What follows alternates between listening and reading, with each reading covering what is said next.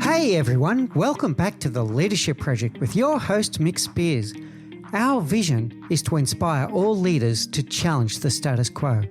We bring you weekly topics and thought-provoking guests to get you to stop, reflect, and think about what it means to be a leader in a modern world.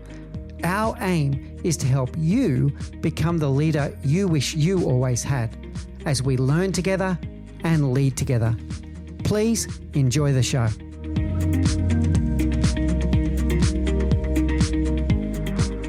We have a very special guest with us today, someone that I've worked with before in the past, and someone that is a true inspiration to me, and I have to say an inspiration to everyone that she's ever worked with or come in contact with. Kimberley Abbott is the founder and CEO of an organization called Vested. And Vested's mission is to redefine what it means to be a millionaire. They want the term millionaire to mean people that have impacted 1 million lives rather than just the financial definition. And I could stop there and you can see just how inspirational that vision is and the mission that she's on. And we're going to talk in some depth about what Vested means as we go through the interview today. If that's not enough, as a young woman, she also founded an organization called Rocker, which was designed to give economic empowerment to women in India through economic empowerment and education. Her thesis when she was going through university led to the development of the world's most advanced artificial heart. She was listed in JCI Australia's top 10 outstanding young people, and she's an independent consultant to the United Nations. So for everyone at home that's feeling a little bit insecure now when you're listening to Kimberley's amazing achievements, the other thing I need to tell you is that she's one of the most humble people that I've ever met. So she does not go out in the world portraying all of these things, but these are her personal achievements. And I'm completely honored that she's agreed to talk with us today. So without further ado, I'd like to introduce Kim. And Kim, if you can say hello to our audience and tell us a little bit more about your background and what leads you to be with us here today. Yeah, thanks, Mick. Thanks for that lovely introduction. I feel like I don't need to or don't want to say any more than that. And it's an absolute pleasure to be here. As you mentioned, you were one of my first bosses many years ago at the start of my career. So it's really a pleasure to be here. I think, as you mentioned, so my brief background, I think, in history is I'm an engineer by background. I was one of only 5 girls, I think, studying mechanical engineering at the time, which honestly was not that long ago. It was probably only 12 years ago that I started at university. And it was during my time at university that I started social enterprise. I think I naturally had always wanted to solve problems. It was just about solving problems that mattered. So it was on a trip to India that I founded Rocker, which I ran for a few years with a bunch of other very talented students and the support of some good organizations. And then I think, I stuck with problem solving, and I kind of fostered my tech and engineering career at CPAS for quite a few years. And then I think I decided I wanted to solve problems that I believe mattered. If I was putting my energy and my efforts in every day, I felt like it wanted to be towards problems that I believed in and that I believed needed, help and contribution and innovative solutions. So that was what was kind of led me to take, I guess, quite a big leap out on my own. So then I was hired by the UN. So I worked with the United Nations on kind of leading the data and tech development for them. And of course, I developed Vested. And it was all about, for me, the world has so many problems, but it's, there are plans. There's the UN Sustainable Development Goals. There's ways we get there. And for me, it was looking at, where can I best support solving those problems using what I have, what I know, and channeling those solutions in. So that's kind of been the journey so far. I don't really know what's next sometimes. My ethos is always just, as long as I'm making an impact and I'm feeling like I'm adding value in the work I'm doing, I'm usually pretty happy to keep going. That's a wonderful introduction, Kim. And what I see for the audience at home, what I see there is someone who, at the heart of it, is a very talented engineer, very innovative, but also very clear about her purpose in life, where she does want to create a meaningful impact in everything that she does. So people use the term socialpreneur and things like this. But what we see here in Kim is someone who uses her talents to make sure that she is actually doing things that do make a meaningful impact on the world, on society, and on people's lives. And I'm very proud that I was one of your first bosses. I can't for a second take any credit for your what you've done in your life, but I can tell you I'm immensely proud of what you've done, and so should your parents, and so should everyone that's ever had anything to do with your career should be so proud of everything that you've done, Kim. And I'm looking forward to unpacking that with you and sharing it with the world. So let's go back to university. This was actually something I didn't know until very recently. Tell us more about how your thesis led to developing the world's most advanced artificial heart. Yeah, I mean, it's I went to, for those in Australia, I think I went to Wollongong University, an exceptionally good university and well known for engineering, particularly mechanical engineering. So I was a mechanical engineer, and even when I look at it now, I realize I chose to become, the reason I became an engineer, actually, I had quite a few people in my life that used to say to me, you're good at maths and you're good at science, why don't you be an engineer? And I thought engineering was roads and bridges and boring, completely boring. And it was actually a credit to I went on a summer school at university, at high school. My science teacher at high school and my mom kind of conspired to send me on this camp. And it was on that camp we did a trip to Westmead Children's Hospital. And they showed kind of artificial limbs and prosthetics. And that's when I went, hang on a minute, that's engineering. I can actually help solve problems and make a difference by being an engineer. And I realized that actually being an engineer places you in a unique position to make a difference, because engineers quite literally are designing and building and coming up with these frontier technologies. So we actually have a huge amount of control and responsibility, to put that to good use.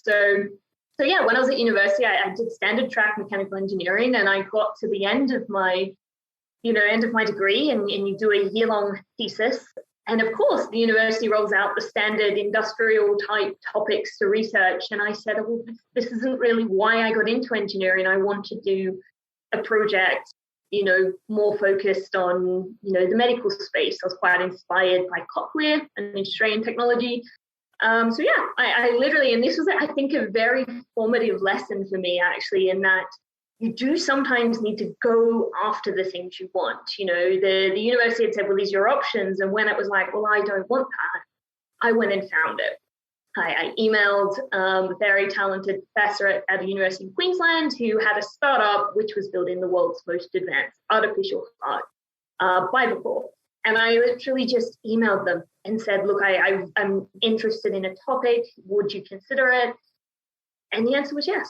I think that was another lesson. And if you don't ask, you don't receive. And I'm grateful for the university for supporting it. It was obviously outside of the scope of, what they thought they had expertise in. But yeah, it was a tough year. But again, it was something that, it was nice to kick me off on my journey of realizing that, my talents and my time can really be used to help people. Sometimes if it's just tiny part, like a piece of research in a thesis that feeds the technology that, some greater minds are developing. But yeah, it was a great experience. And like I said, many lessons kind of for me from that alone.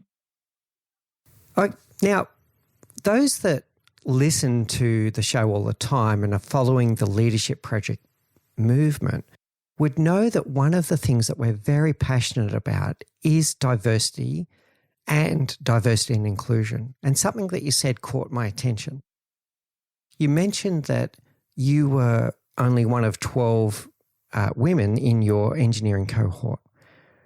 When we look at diversity and inclusion in the world today, and we see a lot of companies are trying to make strides to get better gender balance in their organizations, what I'm still seeing is a big issue with gender balance across job families. So whilst the overall trends may be improving, and there's some debate about that as well, we're still seeing, let's say, women gravitate towards careers like finance, HR, etc., and less so into engineering. What do you think that we can do to get that message out? Like you said before, engineering is not boring. It's not roads and bridges. There's so many things that you can do in engineering. What can we do to influence more and more women to take up engineering as a career? Yeah, I think you actually said it, Nick, is the thing that I have found has worked the most. So one of my passions has obviously been STEM and encouraging more girls and women to go into and follow this career path. And I don't want to broad brush the complexity of it. The thing I have found that works the most is humanizing the profession. That for whatever reasons, I have found, many girls, they see the hard hats, they see the engines, they see the thing, and they think it is not for them or not for women. And they used to say things like, oh, why don't you explain that, the cosmetics industry is one of the largest employers of chemical engineering. And I was like, I used to do that. And then I actually realized, and this is quite obviously, it was because it resonated with me, was for whatever reasons, they often say the psychology of women generally, care a lot about having, jobs that are caring or matter. And I found the more I advocated for and explained, not necessarily what engineers do, but the impact of what they do completely changed the view people have. It's one thing to say you're building a bridge. It's another thing to say you're connecting two communities that have been isolated for years across a river in Central Africa. And I think that narrative flipped. And it was the same thing when, I can even explain now to young people, sure, do I just work in data? Yeah, I work with data. But I'm working with data that, if those solutions work, will fundamentally, whether it's the UN, where we're helping, countries and missions in conflict. So I think that's what I found helped the most was, and it's not just exclusively for women, is what I realized. The more we talk about the impact of the work that's done, not necessarily the work that is done, but what that means is what really, I think, starts to resonate with people more. And I have found particularly with women and girls, but I don't think it's exclusive to that. Yeah, so great takeaway there, Kim, to everyone at home, think about the impact of what you're doing, the outcome, not necessarily about the craft. So we're going to talk about Kim in the data science area later, and we'll talk about Vested, and we'll talk about this CPAS project with the UN. And like she's saying, you think, oh, data scientists, what does a scientist do? But it's the outcome that is more important than just what the actual activity is. Question for you out of personal and professional curiosity now, if we switch from diversity to talk about inclusion, as a woman in the engineering field, particularly as you're breaking in, did you ever have any kind of issue with inclusion or exclusion as you're breaking into that field? Yeah, I think the inclusion part is the hard part. And I think many companies, organizations think, getting women a seat at the table is job done. But actually, it's making sure then the voices are heard, that they're, considered. And I think that's the hardest part. There's a lot of good work to make sure, leadership programs are equally diverse. But I've often found, though, that alone, it kind of didn't matter.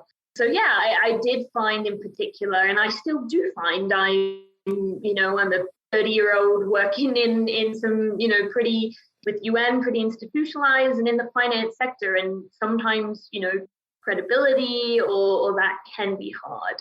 The greatest thing I've had, and this is actually probably a call out to already leaders or future leaders listening, is the greatest thing for me that helped solve that was people who were already leaders or senior in the room creating the space for you to, or, I used to say someone like, it wasn't just about opening the doors for me. It was they literally, basically walked me through and held the megaphone in front of me was the analogy I used once to explain. It wasn't enough for them to just use their connections. It was about, making sure. And I still see that in meetings where, I might have had a question or I might have spoken up and I mightn't have felt it was heard, and having other people in the room kind of say, well, hang on a moment.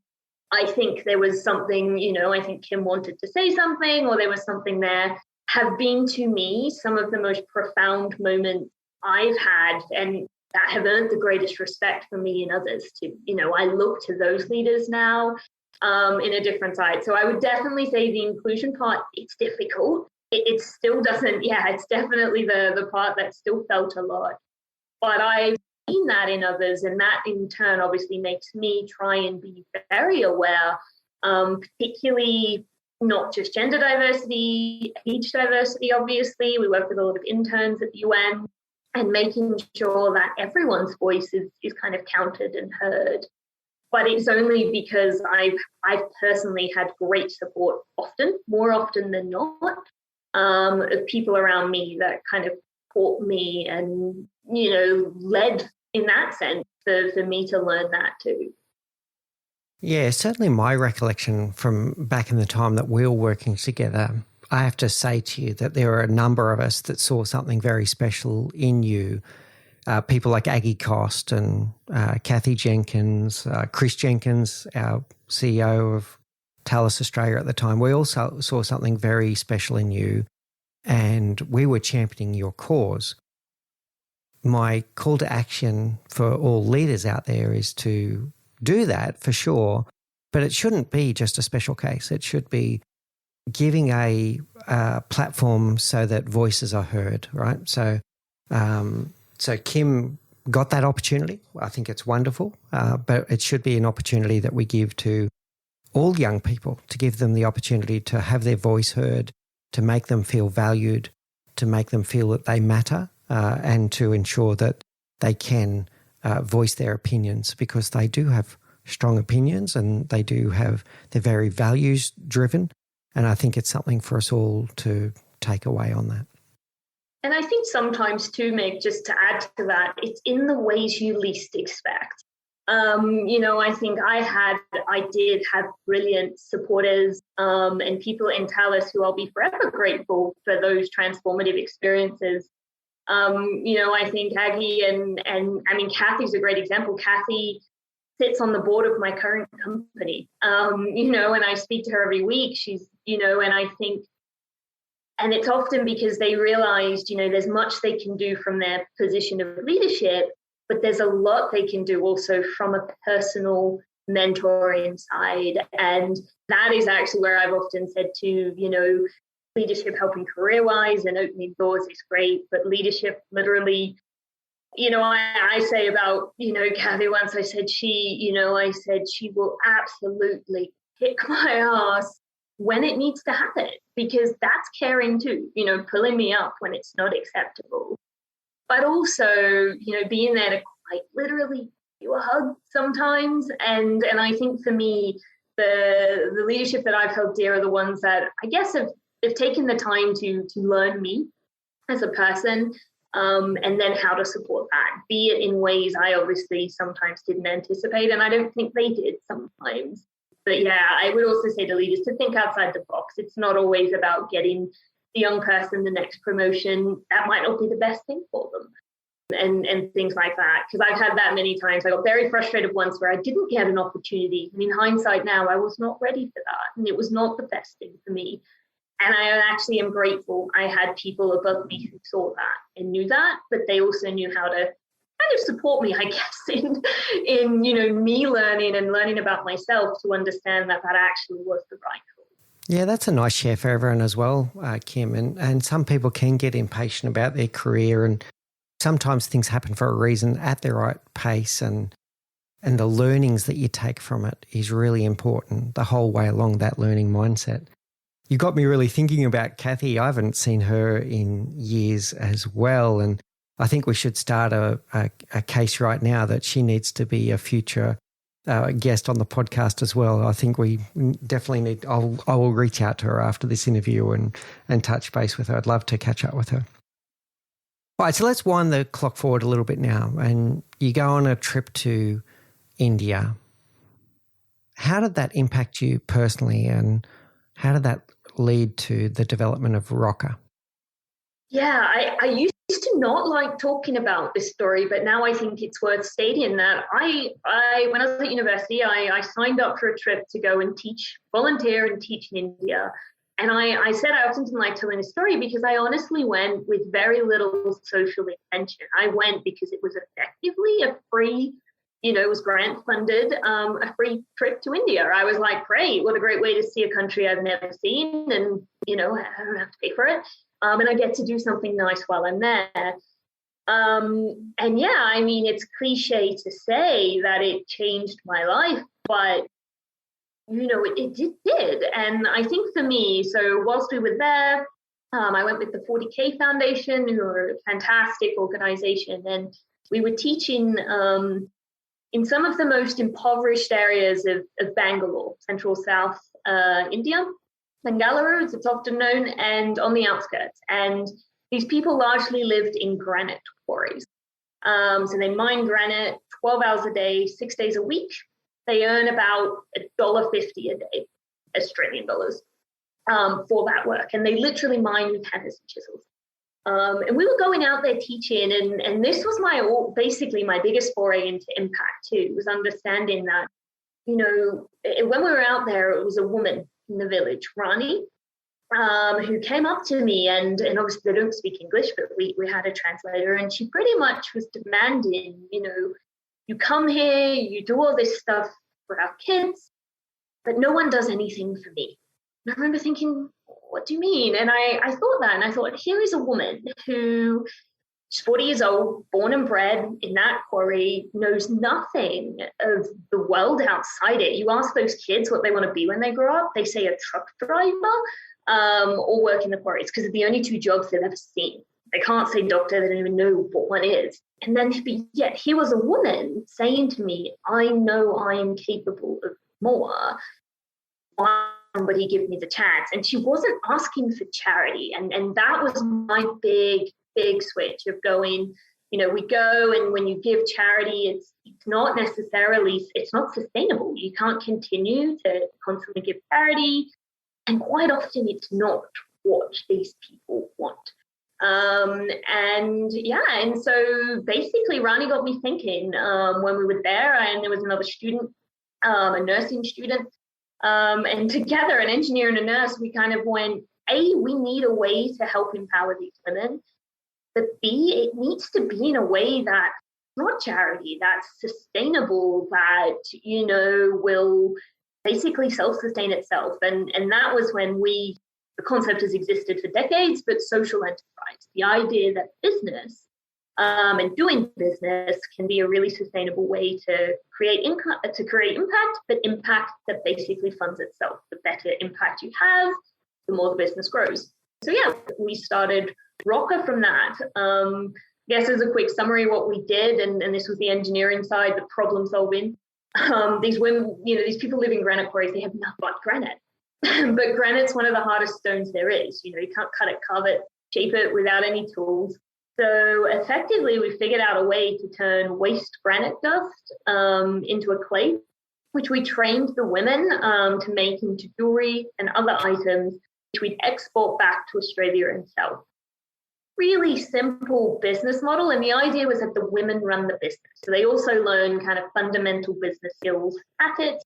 And the money that they earn, we learn a lesson very fast that obviously the monetary difference between Australia and India is huge. So, we actually couldn't socially pay these women all the money that they earned because they were earning in a week, in one day, basically more than what their husbands earned in a week.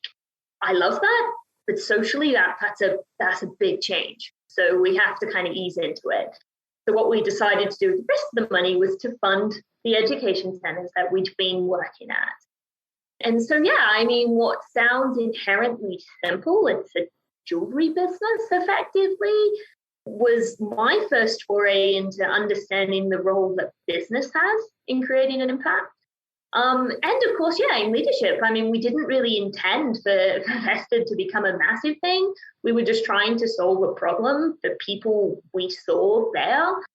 And it ended up being a kind of 3.5-year kind of venture and one that, again, it was something I'm incredibly proud of, but learned a lot of things from as well. So what started out as let's just go and have a good month in India turned into 3.5 years of running a social enterprise to empower women. What a life-changing experience, and the whole world is better off because of that, Kim, because now you're on this course where you're clearly very socially responsible and everything you do is about trying to create impact. So I'm certainly glad that you took that trip, and I think the world is better off because of it and everything that's happened since. For everyone at home, one of the headlines I've heard about Rocca was it's about turning rubble into rupees. So taking what is essentially a byproduct out of the mining industry and turning it into beautiful jewelry. But the real key is the other things that Kim said, the economic empowerment. Instead of just giving a handout and helping and propping up, etc., it's about economic empowerment of women in India, a culture that's interesting on its own level, about sustainability. So it's not just about a once-off activity, but something that they can sustain going forward. But I also loved what you said, Kim, about being so aware of the cultural implications of what you're doing. So what you were saying there about being aware of, well, this is a different culture, one step at a time. You can't change a culture from 0 to 100 in one go, and then taking the proceeds and injecting that into the education system. That was a masterstroke. Well, to be honest, we learned the hard way, Mick, and I think that's what many people do find in this because, we went in guns blazing with a solution. We trained women, and to be honest, it wasn't until we had, I think it was 3 women quit. And I remember thinking, why would they quit? Why would they quit? We've given them a job, they have a great salary. And so we asked them, which is, the very logical thing when you're working on the ground in humanitarian communities, but it's ask the people. And so we said, well, why did you quit? And I'll never forget, it was Goindama. One of the women just looked at me and she said, because my husband asked me to. And that was when the penny dropped to me that, I'm in a culture where women don't do anything without their husband, particularly in these villages, in this caste, they don't do anything without their husband's permission. I might take a new job and tell my boyfriend later, but not here. And that was when we realized I had built a business that we had fundamentally engaged with women on all levels. This was about them. They helped design things. We had never once engaged the men and spoken to the men. And that was our big learning to go, wow, we have misread the culture. We need to go back around. It took time. It put us back. But ultimately it made it stronger because obviously and also them, I think, recognizing that we understood their culture a little more. But you say it's a masterstroke, but it was a huge pain and actual learning there. But I think it was that in itself, though, shows that, you do have to adapt and learn. You can't just force it or, whatever. It was talking to the people and engagement, but fundamentally trying to understand and engage with that. And it worked.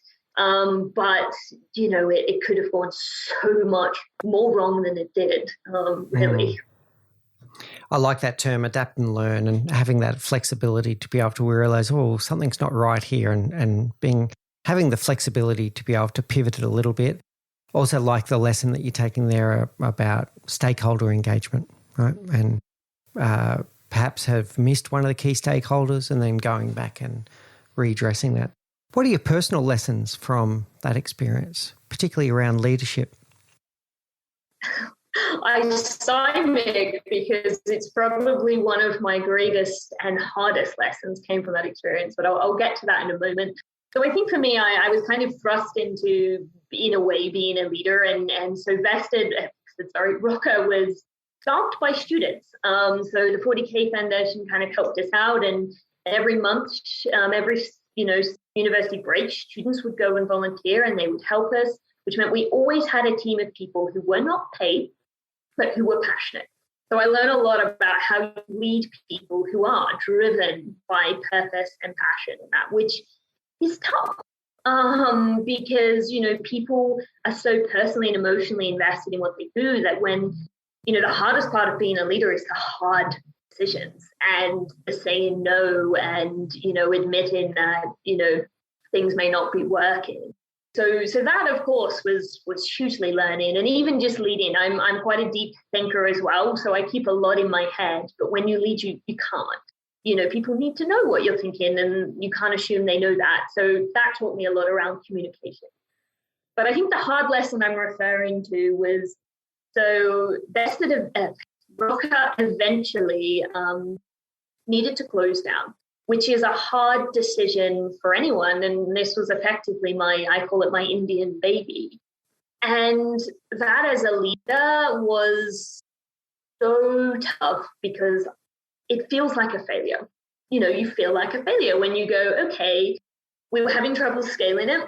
So we had employed a certain amount of women in a number of villages, and that was going great. But when you create these things, you have a vision that it can help millions. Just wasn't quite a model that we could get out of that. So admitting that the best people to take it forward and to consider a new way to run it was for us to fold it in under this larger foundation. So for me, I felt like I had personally failed my team and all the volunteers that had worked so hard on this. And I think for me, it's one of my toughest things too was I felt like I had failed those women, that I had failed the women that, Rani and the women we brought on. And many people said to me, that the fact that you kind of train them and you bring them up and they'll be all right in their stead. But I don't think I still sometimes haven't gotten past the fact that, we went in there for years, we helped them, and then we had to leave. And I would hope in the idea that you say that it's sustainable, that they saw that as great, it's fine. But I still struggle sometimes to think, do they feel like they were abandoned is a strong word, but yeah, that I failed them. So that was a lot as a leader to distinguish the difference between failure and sometimes a hard decision you have to make as a leader. It wasn't failure, it was actually just the right thing to do for everyone. But it doesn't always feel like that. The right decision is not always the one that's comfortable, that's lovely, that's the happy ending. And that has taken me many years to actually reconcile that and not see it as I failed. And when I used to say too, when I did stop Rocker, I decided, I said, the next thing I'm going to do, the next business I'm going to build is going to impact millions, because I felt like the fact I'd only helped 9 women wasn't enough. But that's nine people's lives. Like, those 9 lives matter. And that's the big thing I've learned now. And to say to people, it doesn't matter if you only help one person. One person's life matters. And that, again, was a huge thing. So sometimes it doesn't matter if it wasn't, millions or the billions of women in India. It doesn't detract from that. There was, it still mattered, and it was still a great thing to do. So yeah, that for me, that was a loaded question, Nick. But that has been one of my most formative leadership things. Perhaps scarred me for a little. I kind of retreat, but I decided to then focus on my engineering career for a bit. But I think that was it. It was emotionally a really tough thing to go through and reconcile, both as a leader, but as a person driven by impact and purpose. There's many lessons there again, Kim. And the first thing I'll say to you is that's definitely not a failure. That's actually a success in everything I heard there. I also like what you said about impacting one life. It's still impacting one life, and in this case, 9 lives, and then what goes on from it from there.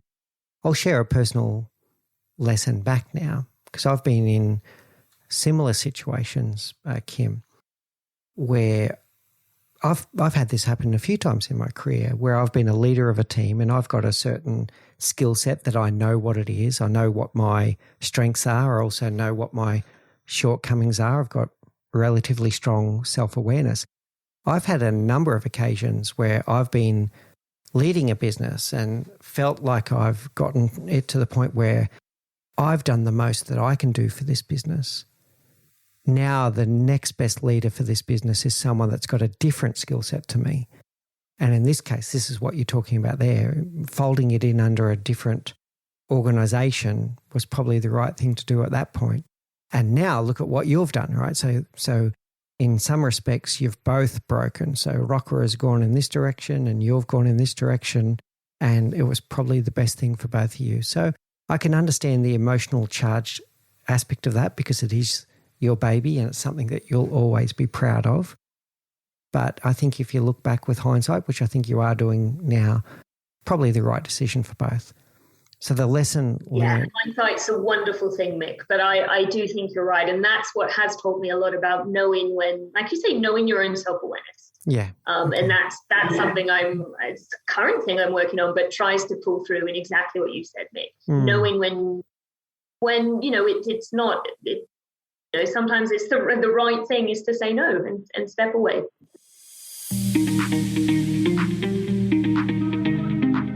You've been listening to The Leadership Project with your host, Mick Spears. Join us each week as we bring you more thought-provoking guests. Don't forget to hit subscribe so that you are informed of all future episodes. If you're enjoying the show, it would be greatly appreciated if you can leave us a review and tell your friends about us. You are also welcome to join the Leadership Project Facebook community group, where we have an active conversation going about all things leadership. Please do take care, look out for each other, and always remember to challenge the status quo.